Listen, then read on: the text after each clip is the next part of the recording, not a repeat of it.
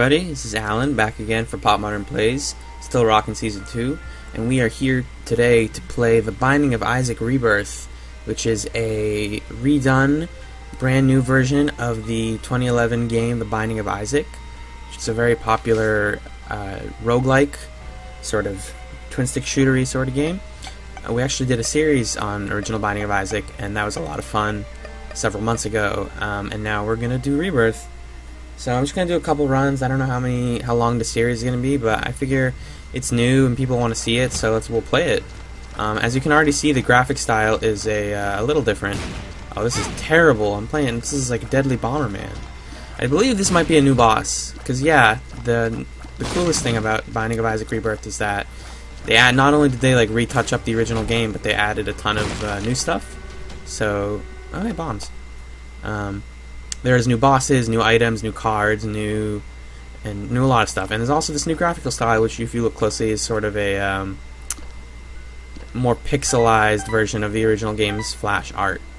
I personally wasn't a huge fan of the game's original art, but I also don't adore this new art style. I just feel like it's kind of scaled up Flash art. But obviously Nicalis, the company who worked on this version, Nicalis, I don't know if I'm pronouncing that right, they put a lot of work into it, and props to them for getting it out. Edmund McMillan, one of the developers of the original game, has been tweeting out like GIFs and screenshots of this for several months now, and it had me excited, so I figured I'd get it as soon as I saw it for pre-order on Steam. It was, I believe, like $12 for pre-order, and now it's $15. And the way I see it is, if you haven't played or owned the original Binding of Isaac and or Wrath of the Lamb, just get this at this point, because this is the version that's being supported. It's the version that is new. It has all the content from both of those games and more. I'm gonna skip that boss for now. I'm gonna get to him later. Actually, yeah. So also, I didn't know if there was a map screen before, but now there is. You can press select on a controller and kind of pull up the map to be bigger, which is nice. It's not the best map ever, but it also gives you your time. You can see me shooting off shots, and I just dropped a bomb by accident. My controller's a little funky. If you've been following up with other Pop Modern series, you'll know that has always been a thing. Gemini is an old boss, actually, but looking pretty cool right now. Oh, damn it. This is one of my sloppiest runs. I don't think I'm going to be lasting very long. It's kind of... I'm readjusting to talking and playing at the same time, because I haven't recorded a solo Pop Modern Plays in a very long time. Yeah, it's been God. We haven't done any like major series since the end of the summer. We finished Max Payne. At this point, our Gauntlet series should be going up alongside this series in your feed, or on our feed. We've only recorded a few episodes of that so far, but it's been a lot of fun. That's our 4-person Gauntlet 2014 series, and that's a lot. It's been really awesome. But I'm thinking I'm going to try and get back into doing more solo series like this that aren't necessarily, this one is more like partly a zeitgeisty game, partly a game that I just wanted to play, And by zeitgeisty, I just mean like, all the kids are playing this right now, all the YouTubers, and it's new. But I've been wanting to play it, and I like to have an excuse to play games more often, because lately I haven't been playing a ton. What have I been playing, though? I still have Assassin's Creed 3. It's like the last PS3 game that I own that I kind of wanted to get to. I bought it over the summer for like $10 on Amazon, and played like half of it. Didn't love it. Still not loving it, but I feel like I might as well finish it, because it's so... I like the Assassin's Creed series. They were my first major series. It was the first big series that I got into on the last generation of consoles. Was like Uncharted and Assassin's Creed, in terms of like AAA stuff at least. So I kind of have like a loyalty to that series in a way, but 3 is just very disappointing and weird. It has just so many weird design choices that like confound me constantly when I'm playing it. So that's kind of why I haven't gotten back to it. Oh, it's piercing shots, delightful.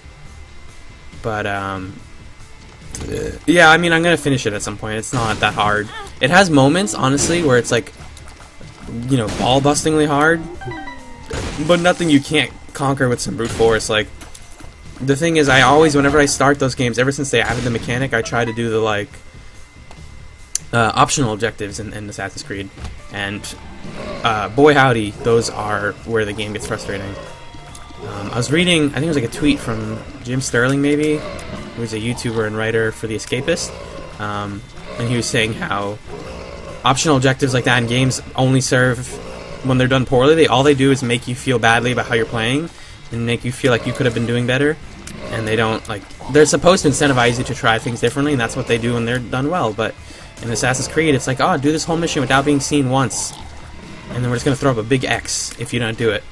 But, like, that kind of defeats the point of the game having freedom and expression. You can't choose to be free and do whatever you want, because the game's optional objectives are saying, like, hey, we really think you should do it this way. It's like nudging you in a direction you don't want to necessarily go in. Got some spider buddies right now. This is great. Let's kill some poops. I believe these guys are new, which is weird because I'm constantly seeing them now. These poop guys that I'm fighting.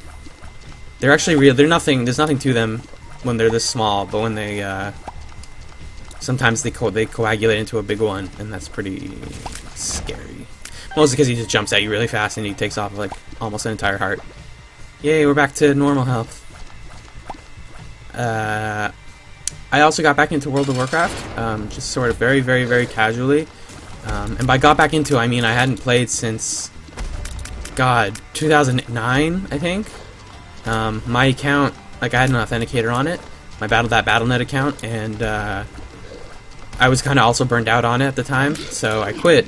And then when I wanted to go back for Cataclysm, several expansions ago, back in 2010, I couldn't get back into my account because it had a broken authenticator on it, and so they were like, oh, you need to give us a photo ID, and I couldn't. I was like 16, I didn't have a photo ID, but recently I looked into it because I saw footage of the new expansion and got really excited, Warlords of Draenor, and it made me just really want to give it another shot. And they were like, all you need is a scan of any photo ID. You don't even need to send us anything, you don't gotta mail anything like they did before. They were like, mail in your game cards and we'll help you get your account back. But now they're just like, if you can scan a photo ID, you're good. And I did that because I have a scanner now.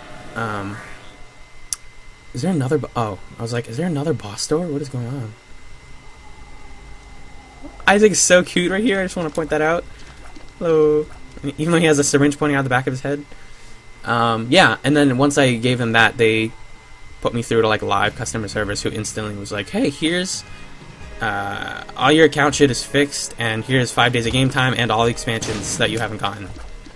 Which, at the time, was amazing. And then a couple weeks later, they were like, everybody gets all the expansions. So, but it's still awesome, and I was enjoying those 5 days, and then I'm buying it by the month individually now, instead of, I used to buy like 2-month cards, but now I do like a $15 month, and I'm like, I'll enjoy it for this month and then stop. And I'm currently like a couple days away from my first month ending, and I think I'm going to be out for a while to take care of like finals and stuff, because it's not like, it's the kind of game that's like fun to devote time to, and the way I've been playing it now is like very, very, very passively.